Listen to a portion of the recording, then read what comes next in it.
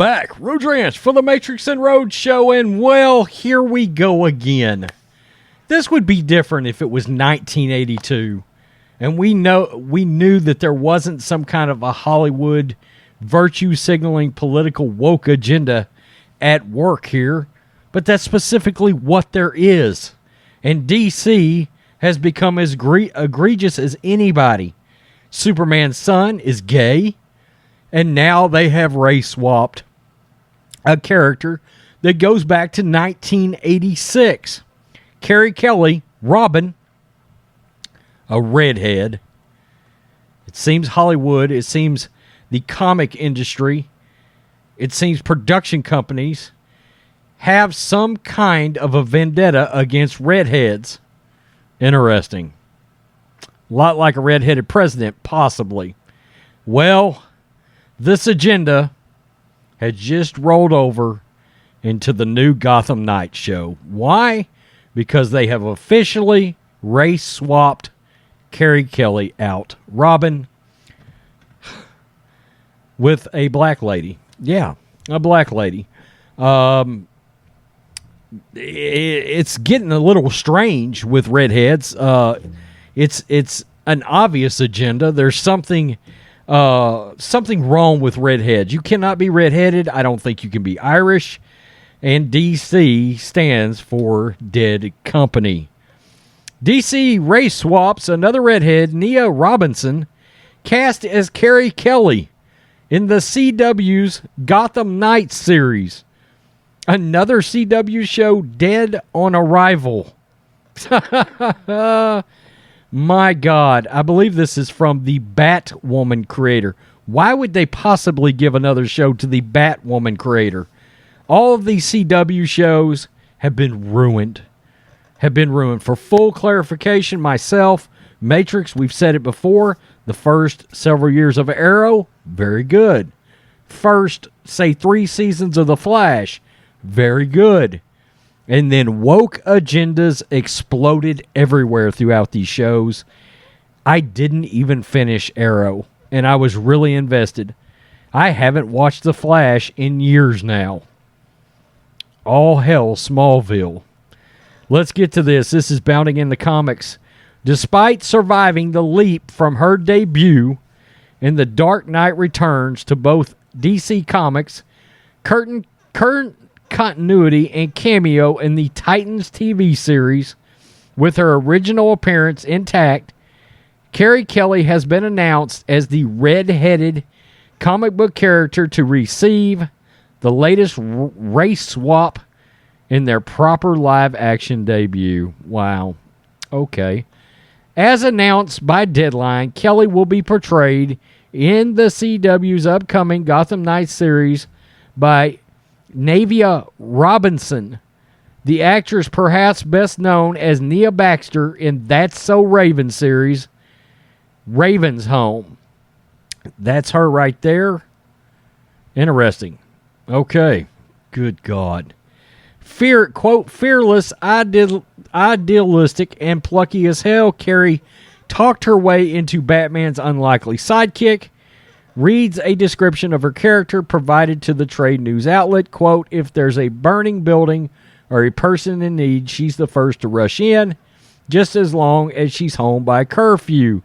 There is what Carrie Kelly actually looks like right there. Source, Dark Knight Returns, Volume 1, The Great Frank Miller, 1986 DC Comics. Wow, one of the best runs of The Dark Knight ever. As noted above, since her introduction in the first issue of Frank Miller's seminal The Dark Knight Returns, Kelly has always been depicted as a white-skinned redhead, even with her introduction to the main DCU in 2013's Batman and Robin Volume 2, number 19, just as the woke trend of race swapping under the guise of representation began to pick up steam. So she survived that switch over.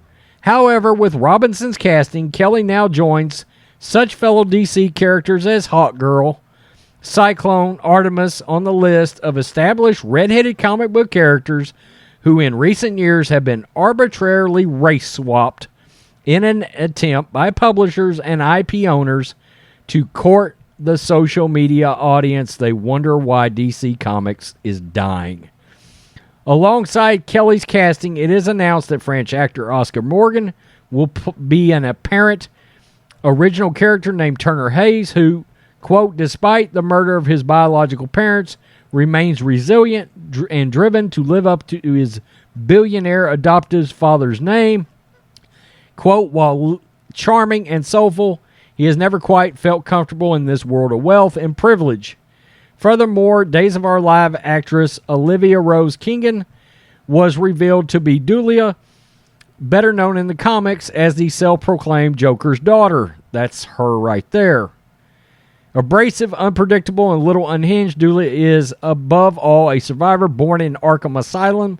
Abandoned by her father, the most dangerous man in Gotham, Dulia forged herself into a brutal fighter and skilled thief. Deadline described her character. That actually sounds kind of interesting. There she is, Batman The Dark Knight Volume 2, The Joker's Daughter, 2013. According to the series plot synopsis by Deadline, Gotham Knights picks up in the aftermath of Bruce Wayne's murder because we need to possibly kill off Bruce Wayne in order to have shows. Rich, white billionaire.